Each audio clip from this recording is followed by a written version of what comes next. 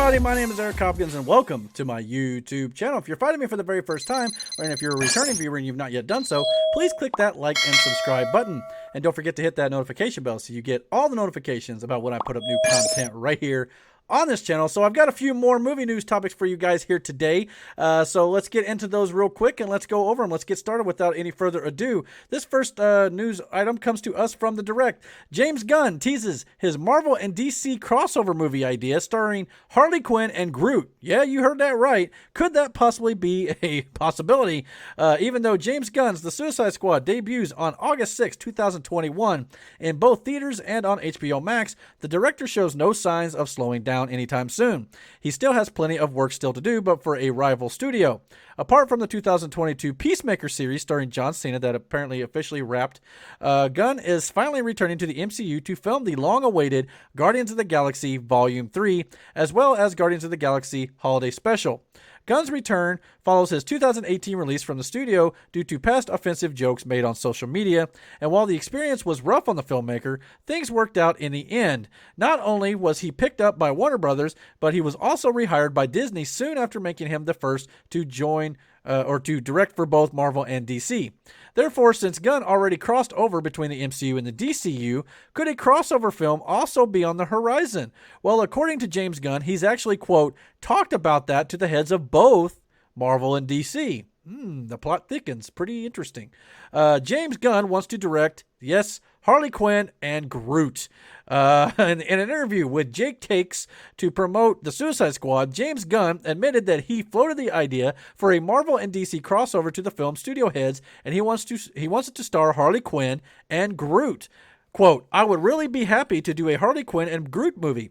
That would be exciting for me. Not only have I thought about that, but I've actually talked about that to the heads of both Marvel and DC. They know everybody's open to everything, but whether anything would ever happen, who knows? Gunn has since clarified that he mentioned his Harley Quinn and Groot film idea to Marvel Studios head Kevin Feige in passing, but he hasn't spoken to anyone at DC about it. While character crossovers within franchises are common and part of the Marvel DNA, a crossover between two competing studio franchises is another thing altogether. Still, there is a precedent for it within the comics themselves. A Marvel and DC crossover has happened 4 times, beginning with Batman vs. The Amazing Spider-Man in 1976 and followed by the Marvel Treasuring Edition number 28 in 1980. This was then followed by DC vs. Marvel in 1996 and Justice League/Avengers in 2003. So, yeah, I mean, it's happened in the comics, but let's be honest here. This is not going to happen, I don't think, in real life. Now, if it does, the doors it could possibly open, I guess you could argue the idea of the multiverse. Maybe one multiverse is, say it's in the Marvel world, one multiverse out there is a DC world, and DC's maybe, never say never, but here's the thing. I just got this feeling that studios in general, it's hard enough to get Sony and DC to work together for Spider-Man, let alone the heads over at Warner Brothers and the heads over at Disney and Marvel Studios themselves to get along enough to make this thing happen.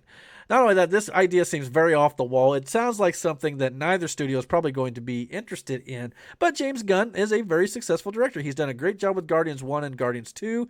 And, of course, from all things that we've been hearing here on the channel, the Suicide Squad movie that's going to be coming out here in about 2 weeks' time is nothing but amazing as well. And many people are touting it as possibly the best DC movie they've ever made, and especially that of the DCEU itself. So that's very high praise, all things considered, considering that puts it in the categories of The Dark Knight and the Christopher Reeve Superman films and all these films that are highly touted by fans all around the world. So that puts it in a very, high-ranking category if you're going to put that kind of praise on it. Could Harley Quinn and Groot happen? Again, never say never, but I don't think it's going to happen personally, but stranger things have happened. I mean, I never thought we'd see Spider-Man in the MCU, and here we are. I never thought we'd see a talking tree in general, but here we are. And, of course, we got all these different ideas coming down the line here with some interesting characters that I don't know anything about either. So, again, I would love to see it, but it would be a lot of fun. And I've always had this idea, too, like, at one of these days when the comic book movie franchise is coming to a close and, people are starting to get sick and tired, how do you top yourself to go out on a great big bang? I always thought Marvel should end, you got Thanos, you've got the current villain that's going around. I'm not going to say his name because I don't want to ruin anything for people who've not seen Loki yet. And then you could maybe lead up to possibly a Galactus, and that would be like the final, big bad of Marvel, and that would be where the Marvel Cinematic Universe is done. That would be the finale, and that would be it, right? And then we'd probably get some more Marvel movies after that maybe, but not the main MCU timeline. And then, of course, DC could run through Darkseid and Brainiac, and we could do all these other sorts of big villains and stuff that I'm not even aware of yet. And then, of course, they could have their big finale, and their Justice League films could come to fruition. But what do you do then? I always thought it would be kind of cool to take Marvel versus DC, and that would be the final film. All the heroes and villains versus all the heroes and villains from Marvel and DC, and you just throw them all in one movie, and boom, that was your grand finale. That would be great. But I just don't think any of these studios would get along enough to do that, because then they would argue, okay, well, which character wins? Superman could clearly, beat Iron Man, so you can't have Iron Man, So I mean, there would be a big, conflict there between the two studios. But if they were to ever to put their differences aside and actually work together and create this big, massive Avengers versus Justice League, or Marvel versus DC in general, I don't think there's a single comic book genre fan in this world who would not pay to see that, and it would be amazing. And if it was just like an offshoot film that had nothing to do with either timeline, it was just like this alternate universe thing that you could just throw at the screen, who wouldn't go watch that? That would be absolutely incredible. So never say never, but that's just my fan hopes there. But when it comes to the Groot and Harley Quinn movie, again, never say never. James Gunn has got his hands in both pots, so to speak. So you never know. Maybe he can get two sides talking. Maybe something will come to fruition. But me personally, I highly doubt it'll ever happen. But you never say never in the world of Hollywood and in comic books in general, as I've said many times before. All right. So with that being said, let's move on to our second topic for this video. And that, of course, will come to us also from the Direct, who has a lot of good articles. And I like to use them as a source because they've got great stories. So let's go over here and check out this one here. And it, of course, is the new Flash set leaks and things that have been coming out. They've been dropping set leaks like crazy on this movie. So it's going to be lucky for all of us if we don't know the whole plot and everything before this film comes out in about a year and a half's time still. The Flash is set to bring the multiverse into the forefront of the DCEU, bringing back classic characters from DC canon while also introducing new ones into the mix. Directed by Andy Muschietti, who directed the It movies, the upcoming solo superhero film will explore the origins of Ezra Miller's Scarlet Speedster by adapting the famous comic book storyline known as Flashpoint. This narrative follows Barry Allen as he successfully travels back in time to save his mother from dying, but upon returning to the present, the world is forever changed. Instead of an alternate look at the DCEU, The Flash will deal with the ramifications by introducing the multiverse in the DCU timeline. Aside from Miller's Barry Allen, the film is set to showcase the return of Kiersey Clemons' Iris West, who was in the Snyder Cut of Justice League, and Ben Affleck's Batman, and there's an additional twist. Michael Keaton's Batman from Tim Burton's highly talked about Dark Knight films will make a comeback in the film, while Sasha Calle will also make her debut as Supergirl. In addition, an alternate version of the main Barry Allen was spotted, seemingly hinting that Miller's version will end up on a new Earth, interestingly enough. Now, a fresh look at Affleck's Cape Crusader has been revealed. Ben Affleck's Batman returns in The Flash. A brand new batch of set photos from the Glasgow production on The Flash was revealed on Twitter, featuring the stunt double for Ben Affleck's Batman suit up and riding the Batcycle. So I don't want to keep these up long here, so I don't want the channel to get flagged for these photos. But here we got, looks like Batman's suit on the new Batcycle. And here's a better look at the Batcycle in action, things like that. And of course, we've got this new look here, another shot of the Batcycle going down the line here. And of course, we've got yet one more shot here with a little bit closer lens. Looks like it's got two tires on the front, so that's kind of cool. I like the design of it here, and of course the smaller horns on the helmet or on the cowl make it out to be Ben Affleck's Batman and not Michael Keaton's. So yeah, so that's great. So it sounds like we're going to at least get Ben Affleck's Batman at least in one more action sequence, but it all depends on where they're going to take Ben Affleck's Batman. A lot of secrecy about that. Many people think he's done after this Flash movie, that's for sure. But we are definitely going to be having two different versions of the character. This new batch of set photos essentially confirms that Ben Affleck's Batman will be in action during the film. This also marks the first time that the DCEU's Batman will use the Batcycle, especially after The Dark Knight utilized his Batmobile and Batwing in his previous outings. Scrapped concept art from Justice League confirmed that the Batcycle was once considered to be used in the team-up film, but it is not close to the design of this latest iteration. Despite that, the fact that this vehicle will be used in the film further cements the idea that the DCEU's Batman has a lot of weapons under his belt. Considering that a good chunk of The Flash is expected to deal with the multiverse, it's possible that this scene involving Affleck's stunt double could be used in the early moments of the film. Zack Snyder's Justice League and even the theatrical cut of the film established the bond between Ezra Miller's Barry Allen and Ben Affleck's Bruce Wayne, and this could hint that this relationship will carry over in the solo film. It's possible that Bruce Wayne will talk to Barry during the early moments of The Flash about family, and this could serve as a launchpad for Flash's decision to travel back in time to save his mother. It is unknown how big of a role Affleck's Batman will have in The Flash, but it's possible that this could be his final hurrah as the Caped Crusader of the DCEU.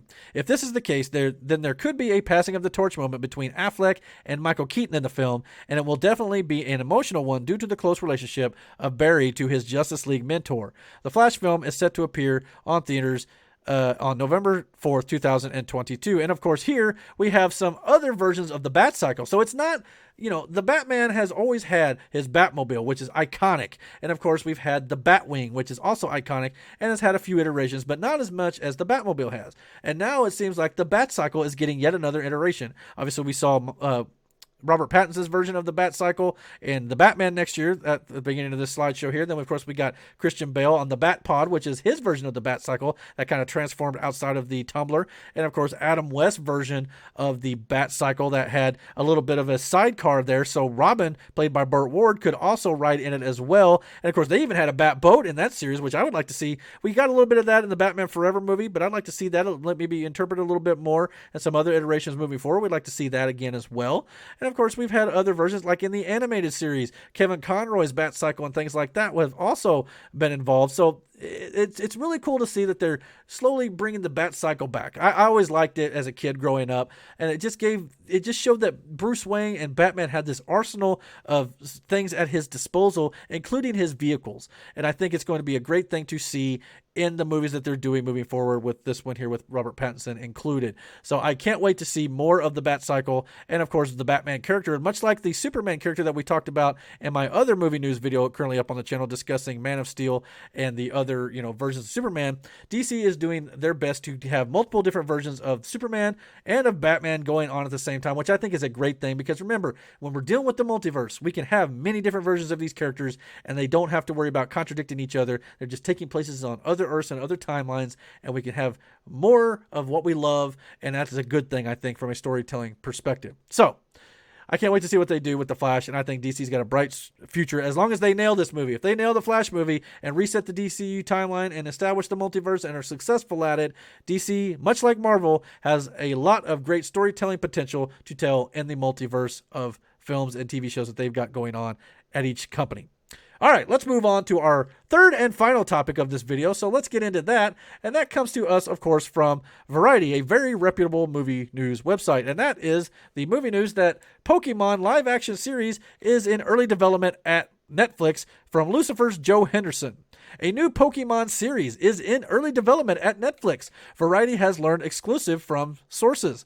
As the project is still in its early days, no details are available about the plot. However, sources say that Joe Henderson is attached to write and executive produce. Henderson currently serves as co-showrunner and executive producer on the popular Netflix series Lucifer, which is preparing to air its sixth and final season at the streamer. Sources also say that the project would be a live-action series akin to Detective Pikachu, that film starring Ryan Reynolds and Justice Smith that was released in 2019. Reps for Netflix and Henderson did not immediately respond to Variety's request for a comment, though. The move to develop an original Netflix Pokemon series comes as the streamer has made itself the home to multiple existing Pokemon shows, including Pokemon Indigo League and Pokemon Journeys, among others. Netflix has also been making a strong push into anime in recent years, having previously announced original series based on Far Cry, Splinter Cell, and Terminator. Netflix has been moving into more live-action adaptations of anime titles as well, including the upcoming Cowboy Bebop and One Piece live-action shows. The streamer previously released a live-action version of Death Note, that film that was in 2017. So yeah, it sounds like Netflix is picking up the ball that the movie studio that did Detective Pikachu dropped, because Detective Pikachu, in my opinion, I thought was a fun little film. I liked it. I'm not the biggest Pokemon guy. I mean, I didn't know much about the anime, the video games, anything like that.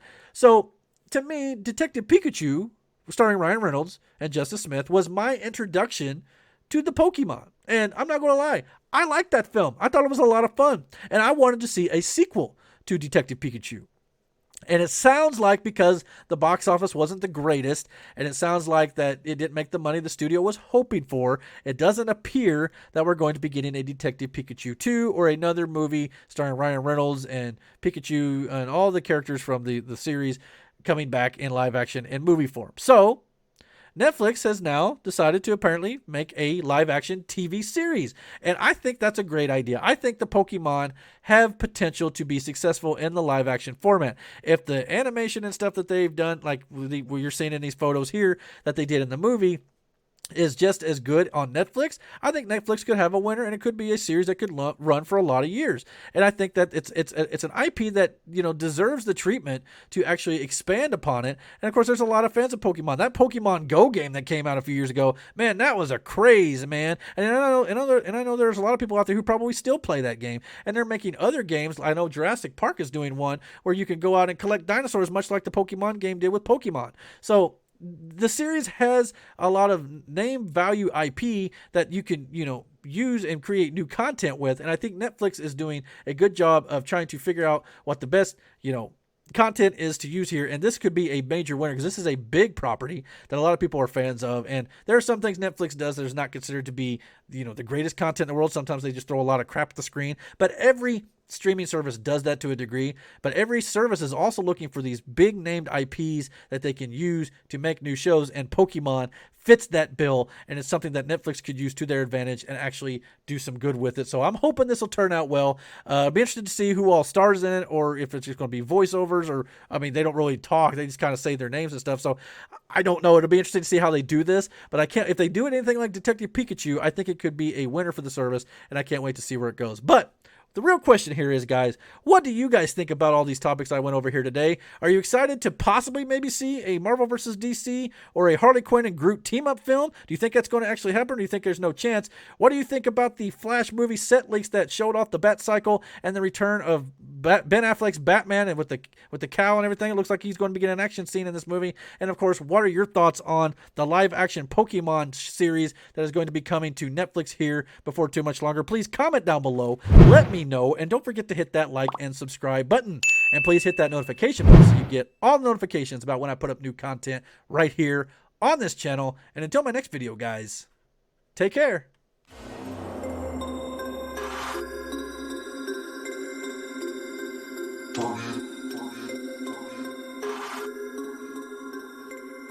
We about to turn it on.